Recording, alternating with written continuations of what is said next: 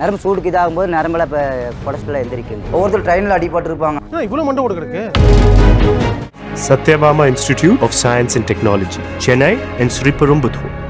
Ram entertainers present சூரியன் G இயக்கத்தில் ராஜீவ் கோவிந்தா பிள்ளை நடிக்கும் டெக்ஸ்டர் மார்ச் 14 முதல். மிஸ்டர் கோல்ட் கடலை தான் வாங்குறேன். ஏன் தெரியுமா? சாதாரண ஆயிலை விட சமையல் டேஸ்டாவும் இருக்கும், ஹெல்தியாவும் இருக்கும். உங்களை இப்போ எரிக்க போப்பதான் அந்த இது இப்போ கட்டை சரியாக மேலெல்லாம் கட்டை வைப்பாங்க. அந்த கட்டையெல்லாம் நரம்பு இந்த இடுப்பு பகுதி மட்டும் அப்படியே இப்போ எந்திரிச்சு உட்காருங்க. இப்போ நம்ம உட்காந்துருக்க மாதிரி இப்போ நான் உட்காந்துருக்க மாதிரி ஆமாங்க. இப்போ படுத்து நம்ம எந்திரிச்சு உட்காந்தா எப்படி அவ்வளோதாங்க. அது மாதிரி ஒன்று உட்காருங்க, ஒன்று கீழே சாஞ்சிருங்க. நரம்பு கிட்ட அடிப்பாங்க. அந்த நரம்பு அப்புறம் நரம்பு கிட்ட பிடிச்சி அப்போ இழுக்கும்போது அந்த கால் ஸ்டடியாக வந்துருங்க. ஒவ்வொருத்தர் விபத்தில் இறந்துருவாங்க, ஒவ்வொருத்தர் நார்மலாக இறப்பாங்க. இந்த நார்மலாக இருக்கிறவங்க கொண்டு வந்து குறைச்சிடுவாங்க. ஒவ்வொருத்தர் விபத்தில் இறந்துருப்பாங்க, அவங்களெல்லாம் கொண்டு வந்து ரொம்ப மோசமாக அடிபட்டுருக்குங்க. அவங்க இதெல்லாம் கொண்டு வந்து எரிச்சிடுவாங்க. எதனால அது வந்து அவங்க ஆத்மா அப்படியே அங்கே சுற்றிட்டே இருக்குன்னு சொல்லி அதனால அவங்க பயந்துட்டு எரிச்சிடுவாங்க. இங்கே மயானத்தில் இருக்கிறதுனால கேட்குறேன், இந்த ஆவிகள் பேய் இதெல்லாம் உண்மையான பாத்ரூம் போயிருக்கானுங்களாம்மா. பாத்ரூம் போகாமல் அவன் பார்த்துட்டு டே கருப்பாக ஒரு உருவம் தெரிஞ்சிடா, அதெல்லாம் நான் ஓடி வந்துட்டேன் அப்படின்னானுங்க. அந்த ஆத்மா சொல்லியிருக்காங்களாமா, எங்கள் தாத்தாக்கள் சொல்லியிருக்கலாமா. அது அங்கேருந்து வாங்கி நம்ம தலை சுற்றும் போது நம்ம சத்திய வாக்குகளை வாங்கிருக்கலாமா. நான் இதுலேருந்து நான் வரமாட்டேன், எனக்கு எல்லாத்தையும் இது கொடுத்துருங்க அப்படி சொல்லி சத்தியை வாங்கிட்டு அதுக்கு சொல்லுங்களாம்மா. பிறந்தாங்க வீட்டில் மிச்சம் இப்போ தமிழ்நாடுலாம் இதாங்க. எங்களுக்கு தொட்டில் கட்டி விடுவாங்க. ஃபுல்லாக இங்கே வரவங்கள பாடியெல்லாம் கொண்டு வருவாங்க. அப்படியே பார்த்து அப்படியே எங்களுக்கு பழக்கமாகிடுச்சு. அப்போ நான் பிறந்ததுலேருந்து இங்கே தான் வேலை செய்கிறேங்க. பிறந்ததான் வீட்டில் இல்லைங்க. மிச்சம் வேலைக்கு இப்போ எங்கள் தாத்தா இருக்கும்போது நான் வந்துட்டேங்க வேலைக்கு. கொஞ்சம் அவர் தான் கொஞ்சம் எங்களுக்கு ட்ரைனிங்கெல்லாம் கொடுத்தாருங்க. அது ஒவ்வொருத்தரும் மப்பை போட்டு வருவாங்க. வந்து என்னைய இப்போ கூடயே கூலையா கட்டையா என்னடா நீ வேலையெல்லாம் ஒழுக்கமாக பண்ண மாட்டேங்களோ அடிச்சிருக்காங்க. அப்போ நான் பார்த்து அடியெல்லாம் வாங்கியிருக்குங்க. அதே வந்து சரி நமக்கு வேலை தான் முக்கியம், என்னை அடிச்சிடலண்ணா ஒரு நாள் நீங்கள் வருவே இல்லை, அப்போ உன்னை பார்த்துக்கிறேண்ணா, நீ வெட்டிய மேலே தானே செய்கிற குணம் இருக்கிறவன் தானே அப்படிம்பாங்க. இதுதான் நான் மிஞ்சம், இந்த ஒரு பிடி தானே மிஞ்சம். எல்லாருமே இப்படி தாங்க, ஒரு பிடி சாம்பல் தாங்க எல்லாமே. பிஹைண்ட் நோட்ஸ் நேயர்களுக்கு வணக்கம். நம்மளுடைய பிஹைண்ட் நோட்ஸில் பல தொழிலதிபர், பல பிரபலமானவங்க, பல முக்கிய பிரமுகர்களை பேட்டி எடுத்திருக்கோம். அந்த வகையில் நிறைய சாமானிய மக்களுடைய பேட்டியும் வந்து நம்ம தொடர்ந்து பிஹைண்ட் நோட்ஸில் எடுத்துகிட்டே இருக்கோம். இதில் குறிப்பாக மயானத்தில் வேலை பார்க்குறவங்க, அவங்கள வந்து நம்ம நிறைய அவங்களுடைய வேலை எப்படி இருக்கும், அவங்களுடைய வழிகள் எப்படி இருக்கும், அவங்களுடைய பணி எப்படி இருக்கும், அவங்களுக்கு ஒரு அங்கீகாரம் கிடைக்கணுன்றதுக்காக இதை நம்ம தொடர்ந்து பண்ணிகிட்டு இருக்கோம். அப்படி இன்றைக்கி நான் வந்திருக்கக்கூடிய இடம் தான் கோயம்புத்தூர் பகுதியில் இருக்கக்கூடிய ஒரு மயானத்துக்கு வந்திருக்கேன். இங்கே வந்து வீரபத்ரசாமி அப்படிங்கிறவர் வந்து இந்த மயானத்திலே கிட்டத்தட்ட 3 தலைமுறையாக அவங்க தாத்தா, அவங்க அப்பா, இப்போ அவர் அப்படின்னு 3 பேருமே இங்கே பணி செஞ்சுட்டு வர்றாங்க. இந்த மயானத்திலே அவருடைய முழு வாழ்க்கையும் அர்ப்பணித்திருக்கார் அப்படின்னு சொல்லும். அவர் தான் நீ சந்திக்க போகிறோம், வாங்க பார்க்கலாம். அண்ணா வணக்கண்ணா, எப்படி இருக்கீங்கண்ணா? நல்லா இருக்கு. மயான பணி எப்படி இருக்கும் உண்மையிலே? என்ன பண்ணி அது இப்போ அப்படியே காலகாலமாக செஞ்சதே இப்படி பழகிருச்சுங்க. குடும்பத்தில் தலைமுறையில் நம்ம எங்கள் தாத்தாங்க, அப்போ எங்கள் அப்பாங்க, இப்போ நானுங்க 3 தலைமுறையாக அப்படியே இதாங்க. ஏன்னா நீங்களும் ஏன் மயான பணிக்கு வந்துட்டீங்க? அப்பா அப்படி இருந்ததுனால ஏன் படிக்கலாம் போல? படிப்பெல்லாம் போனதுமே அப்போ அவங்க அப்பாவுக்கு வந்து தாத்தா கொஞ்சம் உடம்பு சரியில்லைங்க. தாத்தாவுக்கு உடம்பு சரியில்லாதனால அப்பா வந்தாருங்க. அப்பாவுக்கு உடம்பு சரியில்லாமல் போச்சுங்க. அப்போ நான் வந்தேங்க. எவ்வளோ வருடங்கள்ண்ணா இந்த மயானத்தில் பணி செய்கிறீங்க நீங்கள்? அப்போ நான் பிறந்ததுலேருந்து இங்கே தான் வேலை செய்கிறேங்க. பிறந்ததா வீட்டில் இல்லைங்க. மிச்சம் வேலைக்கு அப்போ எங்கள் தாத்தா இருக்கும்போது நான் வந்துட்டேங்க வேலைக்கு. கொஞ்சம் அவர் தான் கொஞ்சம் எங்களுக்கு ட்ரைனிங்கெல்லாம் கொடுத்தாருங்க. ஓகே, தாத்தா தான் ட்ரைனிங் கொடுத்தாருங்க. பிறந்ததுலேருந்து மயானத்தில் இருக்கீங்க? ஆமாங்க. வீடு அப்படிங்கிறது வெளி பகுதி தான் இருக்குங்க. கிட்டத்தட்ட உங்கள் இளமை காலம் முழுவதுமே இங்கே தான் இருந்திருக்கு இல்லையா? ஆமாங்க, இங்கே தான் இருந்திருக்குங்க. அப்போ இங்கே பார்த்தீங்கன்னா இப்போ இங்கே பிறந்ததாங்க வீட்டில். மிச்சம் இப்போ தமிழ்நாடுலாம் இதாங்க. எனக்கு தொட்டில் கட்டி விடுவாங்க. ஃபுல்லாக இங்கே வரவங்கள இங்கே பாடியெல்லாம் கொண்டு வருவாங்க. அவங்கள அப்படியே பார்த்து அப்படியே எங்களுக்கு பழக்கமாகிடுச்சுங்க.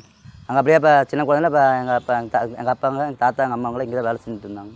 அவங்களும் அப்புறம் அங்கே தவழ்ந்து ஒரு இடத்துல வந்ததுமே கொஞ்சம் வயசு ஒரு 7 வயசு 8 வயசுங்கும்போது அப்போ எங்கள் தாத்தா வேலை செஞ்சுட்டு இருந்தாங்க. அப்போ நான் அவர் கூட போய் அப்புறம் இந்த கூடையெல்லாம் முதல்ல மண் அழுவாங்க. அந்த கூடையில் அப்போ அவர் மண் எடுத்து போடும்போது அந்த மண்ணை அப்போ வந்து அந்த கூடை எடுத்து கொடுக்க சொல்லுவார், வாங்கடா அப்படின்னு. அப்போ எடுத்து கொடுக்க சொல்லுவாங்க. அப்படியே பழக்கமாகிடுச்சுங்க. அதாவது உங்களுக்கு விவரம் தெரிஞ்சு நீங்கள் பார்த்த முதல் மயான வேலைனா என்ன? பார்த்துருக்குங்க. இந்த மாதிரி குழந்தைங்களாம் இப்போ இறந்துருப்பாங்க, அதை பார்த்துருப்பாங்க. ஓ, நீங்கள் சின்ன வயசாக இருக்கும்போது குழந்தைங்க இருந்தால் நீங்களே அடக்க முடியும்? ஆமாங்க, எனக்கு ஒரு 10-12 வயசுனா இருக்குங்க, அவ்வளோதான். ஓகே, எப்படி அடக்க பண்ணுவீங்க? இங்கே என்ன பண்ணுவீங்க? சாமி இப்போ வந்து குழந்தைங்க இறந்துட்டாங்க வந்து முதல்ல வந்து தகவல் சொல்லுவாங்க. முதல்ல தகவல் சொல்லிட்டு போயிட்டு இப்போ 8 மணிக்கு கொண்டு வராங்க அப்படின்பாங்க. அதுக்கு முன்னாடியே இருக்கும்போது அதுக்கு 1 மணி நேரத்துக்கு 2 மணி நேரத்துக்கு முன்னாடியே இருக்கும்போது அது நாங்கள் அந்த குழியை வெட்டி வச்சுருவோங்க. வெட்டி வச்சுட்டு அப்புறம் வரும்போது அவங்க எல்லாத்தையும் ரெடி பண்ணி கொண்டு வருவாங்க. இது மாதிரி சீர் பண்ண சொன்னால் பாதி பேர் சீர் பண்ணுவாங்க, ஒவ்வொருத்தர் சீர் பண்ண மாட்டாங்க. ஒவ்வொருத்தர் வேணாம் தம்பின்னு சொல்லிட்டு எடுத்து நீயே போட்டுருன்னு சொல்லிட்டு போயிடுவாங்க. பயம் இல்லையா? பயதான் இல்லைங்க. சுடுகாடு இந்த இடுகாடு அப்படின்னால ஒரு பயத்துக்குரிய ஒரு விஷயமாக தான் எங்களுக்கு சொல்லியிருக்காங்க. நீங்கள் நான் இங்கே தான் பிறந்து வளர்ந்துருக்கேன், இங்கே தான் இது பண்ணியிருக்கீங்க அப்படிங்கிறப்ப உங்களுக்கு ஒரு தடவை கூட பயமே வந்து இல்லை? சின்ன வயசில் கேட்குறேன். சின்ன வயசில் பயந்துருக்கலாங்க. இதை பார்த்து அந்த எரிக்கிறப்பெல்லாம் எரிப்பாங்க. இப்போ தான் அந்த ரூம் எல்லாம் கட்டி விட்டுருக்காங்க. இப்போ முதல்ல பார்த்தீங்கன்னா இப்போ வெளியே வச்சு தான் எரிப்பாங்க. அந்த இடம் போது அப்போ அவங்கள இப்போ எரிக்க போக தான் அந்த இது இப்போ கட்டை சரியாக மேலெல்லாம் கட்டை வைப்பாங்க. அந்த கட்டையெல்லாம் நரம்பு சூடுக்கு இதாகும்போது நரம்பெல்லாம் இப்போ புடச்சிட்டுலாம் எந்திரிக்குங்க. ஆமாங்க, இந்த இடுப்பு பகுதி மட்டும் அப்படியே இப்போ எந்திரிச்சு உட்காருங்க. இப்போ நம்ம உட்காந்துருக்க மாதிரி, இப்போ நான் உட்காந்துருக்க மாதிரி ஆமாங்க. இப்போ படுத்துனா நம்ம எந்திரிச்சு உட்காந்தா எப்படி இருக்குங்க, அவ்வளோதாங்க ஒரு அது மாதிரி தான். அது மாதிரி ஒன்று உட்காருங்க, ஒன்று கீழே சாஞ்சிருங்க. சாயும்போது அப்போ இப்போ நாங்கள் பார்த்துட்டே இருங்க. எங்கள் தாத்தா கூட அப்போ வேலை செஞ்சுட்டு இருப்போங்க. எங்கள் தாத்தா இப்போ சரி நீங்கள் போங்கடா நாங்கள் பார்த்துக்கிறேன்னு சொல்லிட்டு இப்போ இதாகிடுங்க. அப்போ நாங்கள் பார்த்துட்டு அப்போ சரி பக்கத்து தள்ளி நிலுங்களா அப்படின்ட்டு வருவாருங்க. நாங்கள் அங்கேருந்து இது மட்டும் வந்துடுவோம். முதல்ல அங்கே எரிச்சிட்டு இருப்பாங்க, அந்த இடத்துல எரிச்சிட்டு இருப்பாங்க. அப்படின்ட்டு அப்புறம் ஹெல்ப்புக்கு அந்த விறகெல்லாம் நாங்கள் எடுத்து கொடுப்பாங்க. விறகு இதெல்லாம் நாங்கள் எடுத்து ஹெல்ப்புக்காக கொடுப்பாங்க. கொடுத்து அவங்க சேர்றான்னு சொல்லிட்டு அப்போ செலவு காசு கொடுப்பாங்க. அது வாங்கிட்டு நாங்கள் வந்துடுவோங்க. சாக்கு கோழி சாக்கு இருக்குங்க, அது தண்ணியில் நினச்சி அந்த கோழி அதை எடுத்து மேலே படுக்க வச்சுருவாங்க தாத்தாவங்க. எங்கள் தாத்தாவங்க கையில் இப்போ மூங்கில் எதாவது எடுத்து மேலே படுக்க வச்சுன்னா அந்த கட்டையில் நாங்கள் எடுத்து கொடுப்போங்க. அவர் கட்டை அந்த கட்டையை மறுபடியும் போட்டுருவாங்க. அந்த படத்துலலாம் பார்த்துருக்கோம், அந்த கட்டையில வச்சு அடிப்பாங்க. அந்த மாதிரி தான் பண்ணுவீங்களா, எப்படி பண்ணுவீங்க? இல்லைங்க, அதை இப்போ கட்டை வச்சு தான் எங்கள் தாத்தா அடிப்பாருங்க. அப்போ அதை அடிக்கும்போது அந்த கட்டை கொஞ்சம் இதாகிடுறாங்க.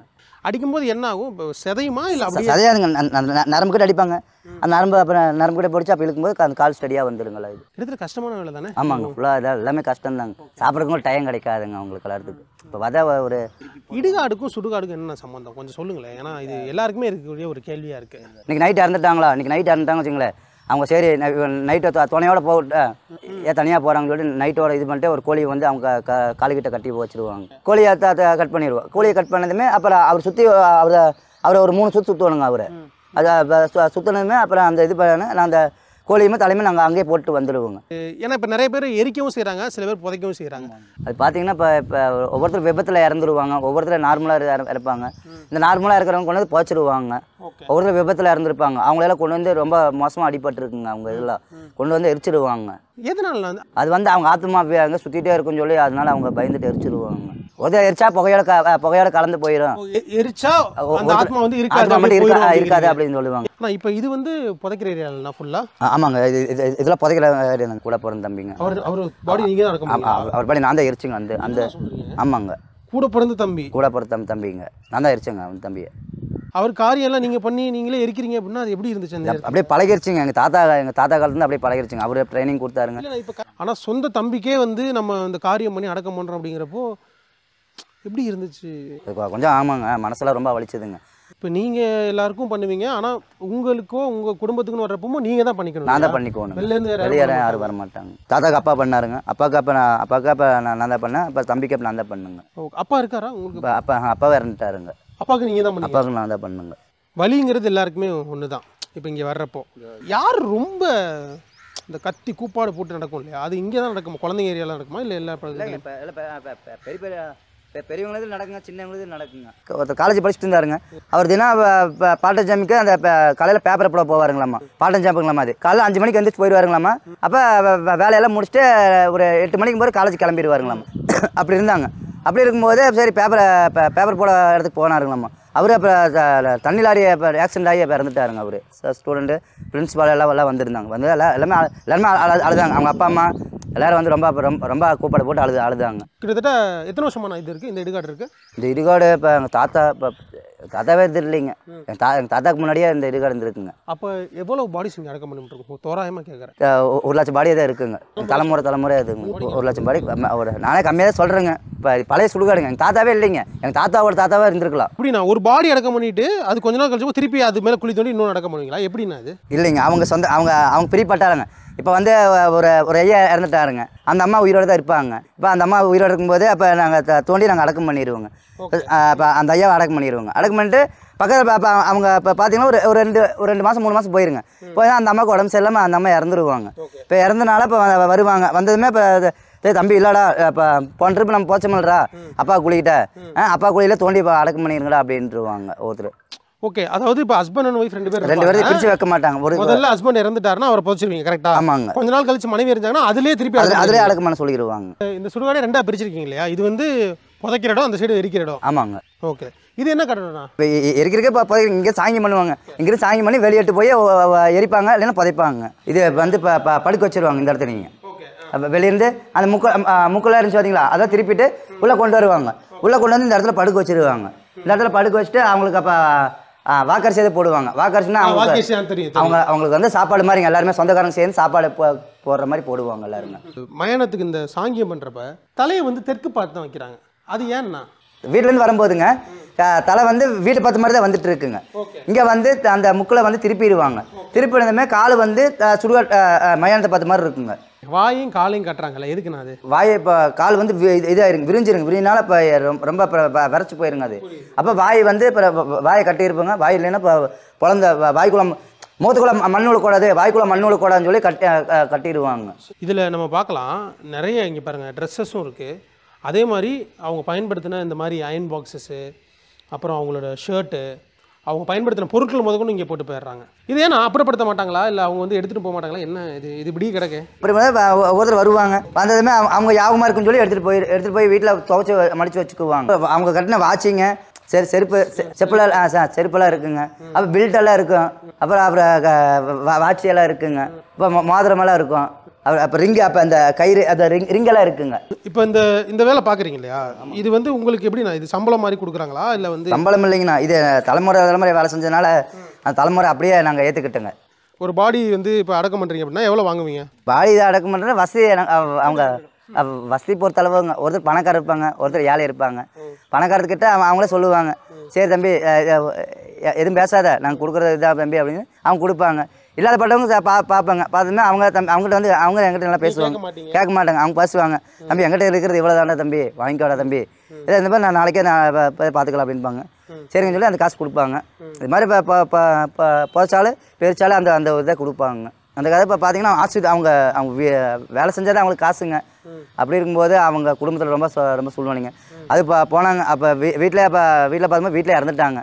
இப்போ நாங்களே பார்த்து அப்போ சரின்னு சொல்லிட்டு அப்புறம் நாங்களே பாடையெல்லாம் கட்டுவோங்க. நாங்கள் சொன்னாங்கன்னா நாங்களே பாடை கட்டுவோங்க. அந்த பாடை கட்டி நாங்கள் போய் எடுத்துகிட்டு கொண்டு வந்து இங்கே வச்சு அடக்கம் பண்ணிடுவோங்க. அவங்க சொல்லுவாங்க, சரி சரிங்க நீங்கள் இருக்கிறத கொடுங்க சொல்லிட்டு இருக்கிறத கொடுப்பாங்க. கொடுத்து நாங்கள் அதை இப்போ 2 பேர் 3 பேர் இப்போ பங்கு பண்ணி வச்சுக்குவோங்க. அதான் இப்போ இந்த குழி தோன்றீங்க இல்லையா, இப்போ இந்த கலர் கொஞ்சம் சின்னமாக இருக்குது, இது பெருசாக இருக்குது. இப்போ இந்த குழி தோன்ற ப்ராசஸ் அப்படிங்கிறது எப்படின்னா இப்படி திரும்பிட்டு நான் எத்தனைங்கண்ணா, அவர் எத்தனை அடி இருப்பார், அவர் குண்டா இருப்பாரா இல்லை ஒல்லியாக இருப்பாரா, இல்லை நீளம் எவ்வளோ அடி இருப்பார் அப்படின்னு கேட்பாங்க. ஏன்னா 2 பேர் உள்ளே இறங்குவாங்க. அவங்க சொந்தக்காரங்க மாமச்சா உள்ளே இறங்கி தான் அவங்க தூக்கி வைக்க முடியுங்க. அதனால் அவங்களுக்கு வந்து கொஞ்சம் விலாசமாக இருந்தால் தான் அவங்க வச்சுட்டு மேலே இருந்திருக்க வர கரெக்டாக இருக்குங்க. இங்கே மயானத்தில் இருக்கிறதுனால கேட்குறேன், இந்த ஆவிகள் பேய் இதெல்லாம் உண்மையானா? ஆவிகள் பேய் அது உண்மை இல்லைங்க. ஆனால் ஆவிங்க வெளியாக இருக்குது. அந்த ஆத்மாங்கிறது வெளியே தான் இருக்குங்க. அந்த தலையை சுற்றி போடுவாங்க பார்த்தீங்களா, அந்த கோழியெல்லாம் பலி கொடுப்பாங்க பார்த்தீங்களா, அந்த ஆத்மா சொல்லியிருக்காங்களாமா, எங்கள் தாத்தாக்கள் சொல்லியிருக்கலாமா. அது அங்கேருந்து வாங்கி நம்ம தலை சுற்றும் போது நம்ம சத்திய வாக்கு வாங்கிருக்கலாமா, நான் இதுலேருந்து நான் வரமாட்டேன், எனக்கு எல்லாத்தையும் இது கொடுத்துருங்க அப்படின்னு சொல்லி சத்தியை வாங்கிட்டு அதை சொல்லுங்களாம்மா. எங்கள் தாத்தாக்கால் சொல்லியிருக்காருங்க. வெளியே தான் இது இருக்குங்களாம். வெடிகாட்டில் இது சிவனோட இடங்க. இது வந்து சிவனோட வாழ்கிற இடங்க. இது சாமி இருக்கிற இடம் தாங்க. சிவன் தாங்க வாழுவார் இந்த இடத்துக்கு. சிவன் வந்து செத்தா வந்து எல்லாத்துக்குமே படி அளப்பார், சாப்பாடு போடுவார். அது மாதிரி இடம் இது. செத்தவங்களுக்கு இங்கே வந்து எங்கள் சொந்தக்கார பையன் இருந்தானுங்க. அவனை பார்க்கும்போது அவன் ஏதோ பாத்ரூம் போயிருக்கானுங்களாம்மா.